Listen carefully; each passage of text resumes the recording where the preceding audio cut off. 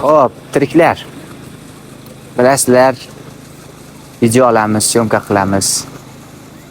Odam qaysidir momentda shaxsiy hayoti bilan karyerasi, qilmoqchi bo'lgan ishlari aralashib ketib qolar ekan. Shu narsa ko'p o'ylantirdi meni. O'zi menga hissiyotlar kerakmi? Yoki faqat intellektual tomonlama harakat qilishim kerakmi? Hammasini qo'lga olgan holatda bilmadim. Ko'p o'yladim, ko'p. 4 kun, deyarli 4 kun uyqu yo'q. Lekin g'oyalar tinchlik bermaydi, hissiyotlar tinchlik bermaydi. Shaxsiy hayot bu sizni ishingizga aralashishi kerak emas degani emas. Shaxsiy hayotingiz ham, ishingiz ham kelishib yashash kerak. O'zi aytmoqchi bo'lganim, mana u shaxsiy hayotim, mana u meni karyeram, mana u meni ishlarim, shaxsiy hayotim aralashmaslik kerak, deyish kerak emas ekan. Qiynalib qolasiz. Bo'ladi-ku, aql bilan yurak gapiradi bir-biriga. Ko'p kontentlar bor, millionlab ko'riladi. Nimaga? Chunki har bitta odamning ichida bo'ladi bu narsa. Aqli bir tomonda, yuragi bir tomonda, ya'niki ruhi. Yurak gapirmaydi-yu, ruhi. O'shaning uchun men o'yladim, kelishib olish kerak ikkalasi. Kelishib ish qilish kerak. Umuman olganda oxirgi paytlar ko'rdinglar storieslarda, Instagramlarda agressiya, g'amginlik, lekin depressiya emas bu, bu depressiyadan emas. Depressiya bu, bilasizlar, odam tushkunlikka tushib qoladi, nima qilishini bilmaydi. Hech nima qilgisi kelmaydi, bitta joyda o'tiradi. Lekin bu mendagi holat depressiyadan emas. O'ylash, ko'p o'ylash, judayam ba'zida qo'shqondan chiqib ketaman. Men unchalik ko'p kitob o'qimayman. Aytaman bu narsani. Ko'pchilik mendan qaysi kitobni maslahat berasiz, qaysi kitobni o'qishimiz mumkin, ayting bizga deydi. Men barmoq bilan sanasa tugab qoladigan kitobni o'qiganman. Lekin bor. O'qishni o'qishi bor. Buni ko'pchilik biladi. Siz bitta misradan, bitta jumladan ham ancha narsa olishingiz mumkin. Tasavvur qilib bo'lmaydigan darajada butun bir boshli g'oya, butun bir boshli asarni bilishingiz mumkin. Shunchaki uni fikrlash kerak. So'zni o'qib bo'lgandan keyin fikrlash kerak. Nimaga tiriklar deysiz? Nimaga o'liklar ham bor oramizda deb hissiyotga berilib aytishadi. O'zi gapni hissiyotdan boshlagandim, etaklab ketdim, qatgadir bilmayman. Men o'zimni yoshimdagilarga, o'zimni qarashimdan bitta maslahat beraman.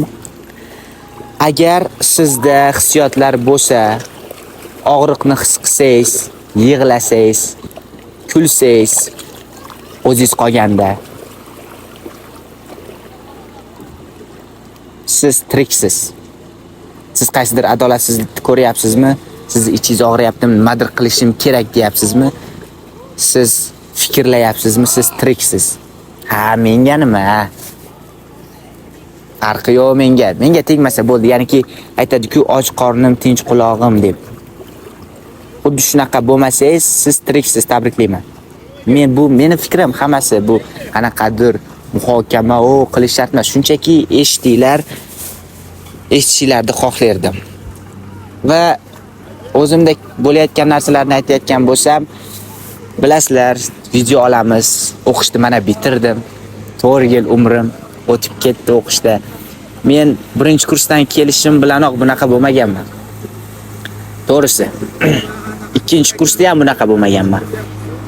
2-kursni bitirayotganimda tushunib qolganman. O'zi qayerga qarab ketyapman men.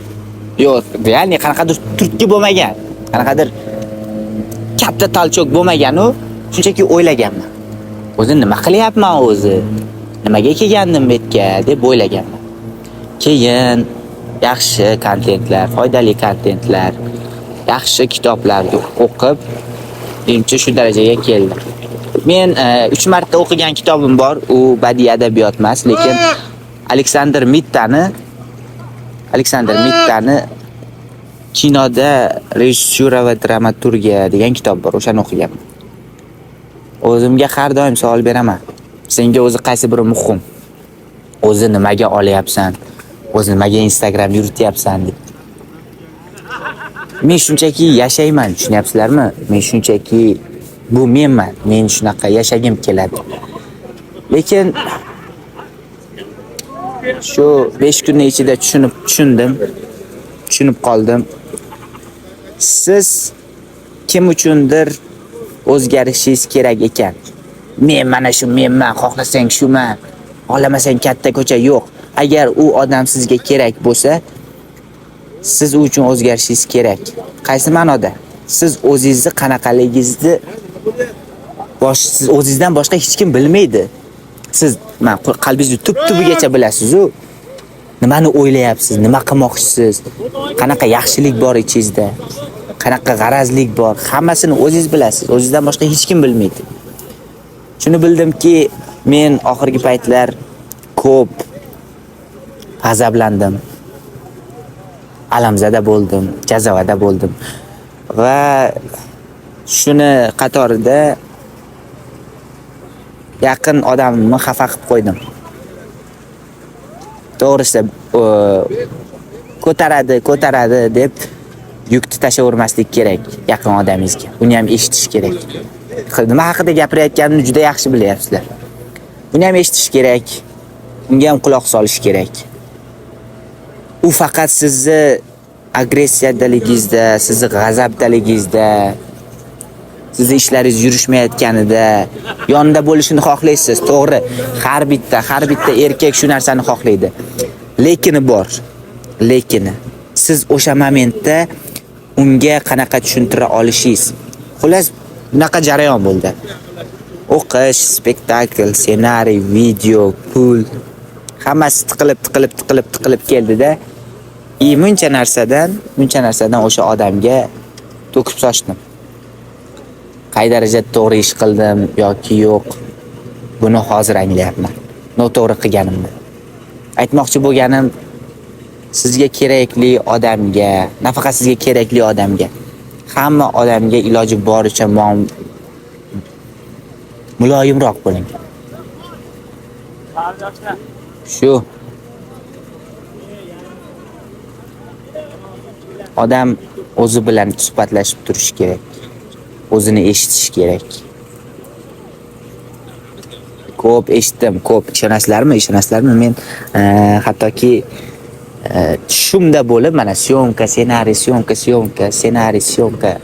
bo'laverib, o'zimga quloq solmay qo'ygan ekanman. O'zimga, lishnost o'zimga. Umid qilamanki, sizlarda ham xuddi shunaqangi holat bo'lgan. Shunaqa momentda jazavaga tushmasdan, keskin qaror qabul qilmasdan shunaqa joylarga kelinglar. Kelib o'zingizlar bilan kelishib olinglar, maslahatim. Alaminglarni boshqa odamlardan olmanglar. Ularning aybi sizlarga yaqin bo'lgani emas. Ularning aybi emas bu. Ular shunchaki sizni hech qanaqa manfaatsiz tanlagani uchun ularga deb zulm qilishni keragi yo'q. Men o'zim bilan suhbatlashib, gaplashib shu narsani bildim. Yana bitta gap. Aql bilan ruh, qalb, ya'niki kelishib olish kerak. Mana shunaqa momentda, mana shunaqa vaziyatda odam o'zi bilan kelishib oladi, menimcha. Siz xohlamaysiz-ku, to'g'rimi? Mana ochiq aytsam. Siz xohlamaysiz-ku, yaxshi ko'rgan odamingizni ertaga oila qursangiz, ertaga 15 yildan keyin bilmayman nechga kirgansiz, 20 mi, 18 mi, 16 mi, bilmayman 15 yildan keyin tasavvur qiling, siz birdaniga uyg'onib ketdingizda, yaxshi ko'rgan odamingizni tush ko'rib uyg'onib ketdingiz, yoningizda siz xohlamagan odam aytayapti: "Ey, nima bo'ldi dadasi?" deyapsiz. Nima bo'ldi deyapti. Siz yaxshi ko'rgan odamingizni tush ko'rgansiz. Oilalisiz. lekin qalbingiz xohlagan odamga harakat qilmagansiz, xafa qilib qo'ygansiz, boray degansiz, o'sha 15 yildan keyin uni tush ko'rib uyg'onganingizda yoningizda boshqa odam bo'ladi. Bu bilmadim, xususiyatlari bor odamga qanchalik og'ir. Agar shu narsani xohlamasangiz, eshiting, bir-biringizni hurmat qiling. Meni ko'p narsani tushunyapman. Endi tushunyapman. Men hali hech nimani bilmayman, to'g'risi. Ssenariy yozaman, video olaman. U ijtimoiy, lekin odam o'zini bilishi kerak. Birinchidan odam o'zini anglashi kerak. Siz tashqarida Robertdek ishlab yurganingiz bilan ichkarida to'fon bo'lsa, hammaga tirjayib yursangiz, ikki xil hayotda yashab nima keragi bor buni? To'g'risi. Siz sizmisiz? Yashang shunaqa. Lekin zulm qilmang birovga. Bu meni shaxsiy fikrim. Birovga yomonlik tilamang. Kitob o'qinglar. Adabiyot odamni ichki ruhiyatini ochadi. Ichki kechirmalarni tasvirlaydi. Tushunasizlarmi? O'shaning uchun eng ko'p quloq solish kerak bo'lgan narsa bu sizning ichki ovozingiz. U miyiz aytaveradi, u matematika u, lekin hissiyotlarda matematika bo'lmaydi. Bilasizlar-ku. Ertaga 60 ga kirganinglardan keyin o'zingiz xohlagan hayotda yashayapsiz mana. O'zingiz xohlagan hayotda yashayapsiz. Mashinangiz, uyingiz, hamma narsangiz bor, lekin sizni manetingizda qanaqadir armon bor-da, tushunyapsizmi? Bu narsa ko'pchilikda bor. Men ko'p kattalar bilan suhbatlashganman. O'shanda yoshlik qilgan ekanman-da, achchiq qilmasdan, zarda qilmasdan kurashsam bo'lardi-kan degan menga. O'shaning uchun men ham sal qizishdim. Odamga kerak bo'ladi.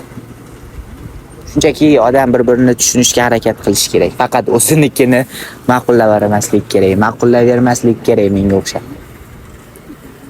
Bunaqa kontentni nimaga olyapman, nimaga YouTube'ga joylayapman? Shunchaki ichkaridagi bo'lgan narsalar bilan, ichkarida bo'layotgan narsalar bilan sizlarga ham baham ko'rgim keladi. Ichkaridagi narsalarni sizlar bilan ham baham ko'rgim keldi. Hozir ancha sakinat bor ichkarida. Nimaga men bitga keldim? Ancha gaplashdim o'zim bilan. Xotirjamlik topdim. To'g'risi, odam suhbatlashib o'tirishi kerak o'zi bilan. Kitob o'qinglar, fikrlashda to'xtamanglar. Kimga quloq solish kerak degan gapga men bitta gap bilan javob beraman. Qalbiga, ruhiga quloq solish kerak odam. Siz ijtimoiy qanaqadir vaziyatlarda miyangiz bilan ish ko'rishingiz kerak, sovuqqonlik bilan, lekin emotsional ichki his-tuyg'ularga kelganda, ichki halovatga kelganda ruhingizga, qalbingizga quloq solish kerak. Shu. Kitob o'qinglar, kontent ko'ringlar. Agar shetga oxirigacha ko'rgan bo'lsanglar, like bosib qo'yinglar, podpisatsiya bosib qo'yinglar. Bu YouTube kanal biz Tashqinga borishimiz bilan qisqa metrajli film joylaymiz. Prodyuser topib joylaymiz.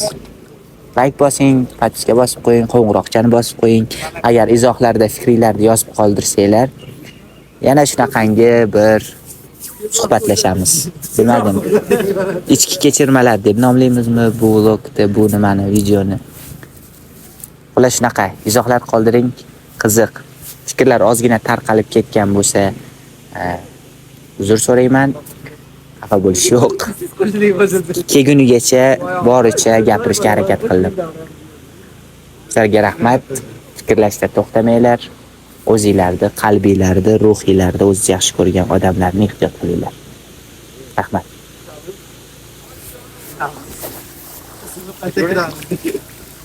Vah.